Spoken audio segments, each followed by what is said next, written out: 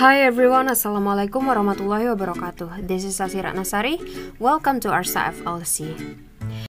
In this video, we will learn to solve some exercises of reading comprehension dealing with procedure text. Di video kali ini kita akan latihan beberapa soal pemahaman membaca tentang teks prosedur. Jadi, kamu akan mempelajari tips dan trik untuk menjawab soal-soal reading comprehension tentang procedure text. Biasanya, soal-soal reading comprehension mencakup beberapa aspek. Yang pertama, main idea. Yang kedua, supporting detail.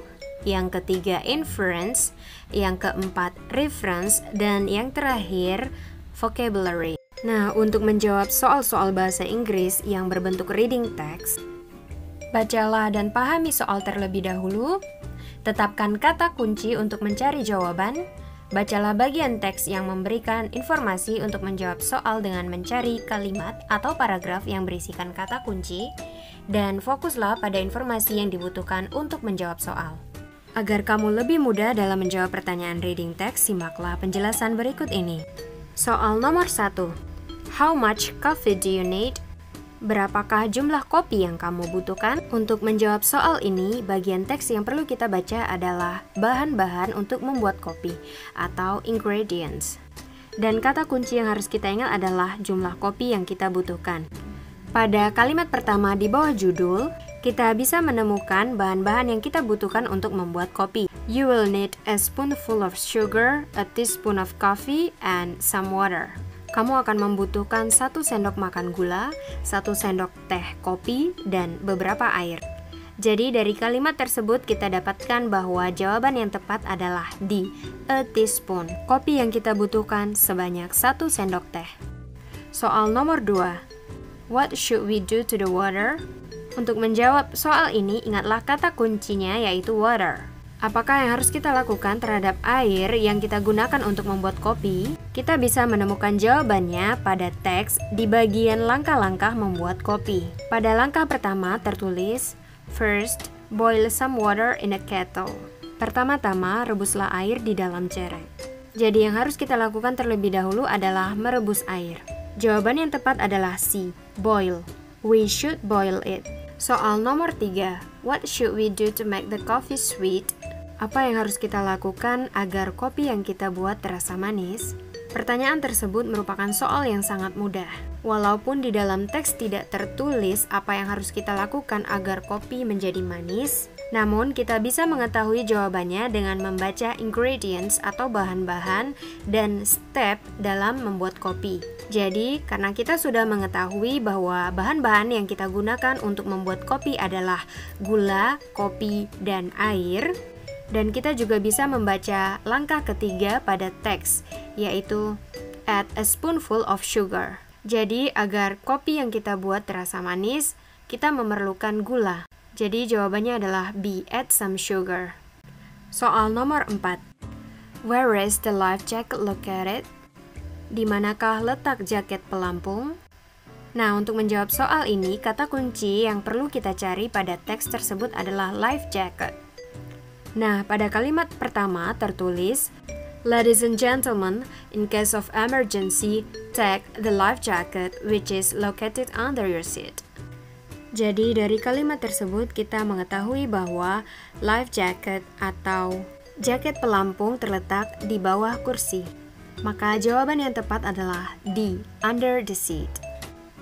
Soal selanjutnya, what can interfere the navigational system?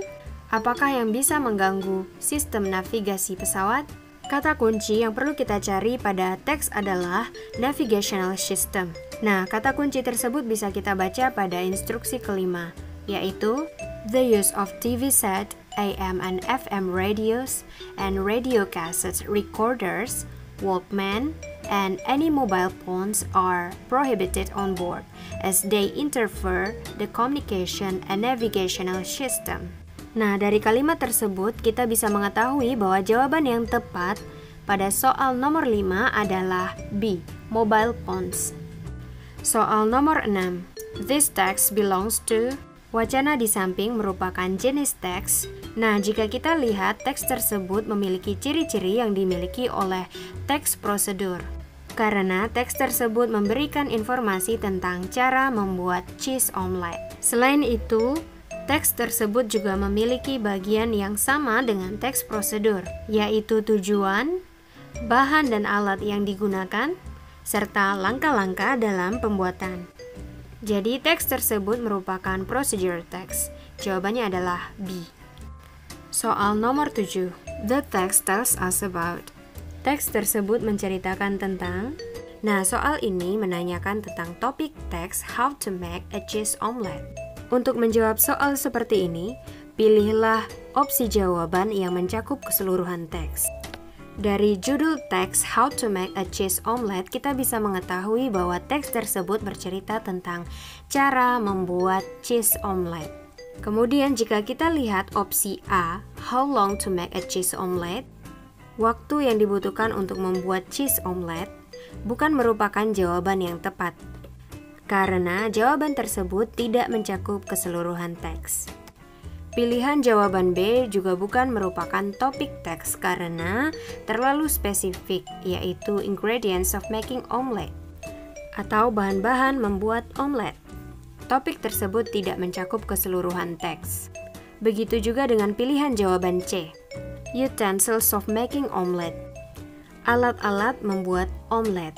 Jadi jawaban yang tepat adalah D, procedure of making cheese omelette. Cara atau prosedur membuat cheese omelette. Soal nomor 8. The followings are methods of making a cheese omelette, except. Berikut ini adalah langkah-langkah membuat cheese omelette, kecuali. Untuk menjawab soal ini, carilah pilihan jawaban yang tidak termasuk langkah-langkah membuat cheese omelette seperti yang dituliskan pada teks. Nah, pilihan jawaban A, B, dan C merupakan langkah-langkah membuat cheese omelette yang tertulis pada teks. Sedangkan pilihan jawaban D bukan merupakan langkah-langkah dalam membuat cheese omelette. Cheese grater artinya parutan keju. Jadi cheese grater termasuk ke dalam utensils atau alat-alat. Maka jawaban yang benar adalah D, cheese grater. Soal nomor 9. How much cheese do we need to make a cheese omelette? Berapa banyak keju yang kita butuhkan untuk membuat cheese omelette? Kata kuncinya adalah cheese. Jadi untuk mencari jawabannya, lihatlah bagian ingredients. Pada bagian tersebut tertulis bahwa keju yang kita butuhkan adalah sebanyak 50 gram. Jadi jawaban yang benar adalah D, 50 grams. Soal selanjutnya, is a tool with a flat, flexible blade used for mixing and spreading. Nah, alat apakah yang berbentuk pipih dan digunakan untuk mencampur bahan makanan? Nah, pada bagian method yang kedua pada teks tersebut, tertulis bahwa alat yang digunakan untuk mengaduk telur adalah fork atau garpu. Maka jawaban yang tepat adalah B, fork. Well, now it's your turn to do an exercise on reading procedure text. Nah, sekarang saatnya giliran kalian untuk mengerjakan latihan membaca teks prosedur. Please prepare your notebook and a pen, write number 1 until 10, read each question, and write the right answer.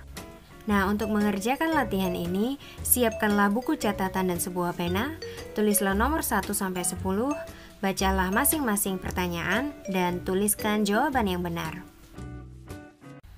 Well, are you ready? If yes, let's start now.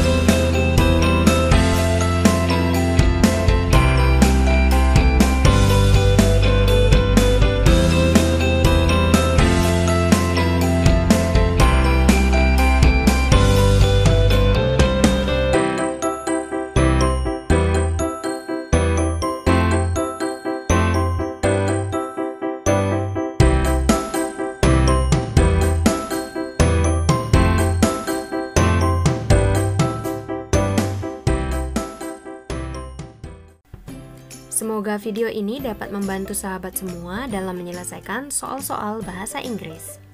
See you in the next video. Assalamualaikum warahmatullahi wabarakatuh. Thanks for watching. Jangan lupa support channel ini dengan cara subscribe dan nyalakan lonceng notifikasinya.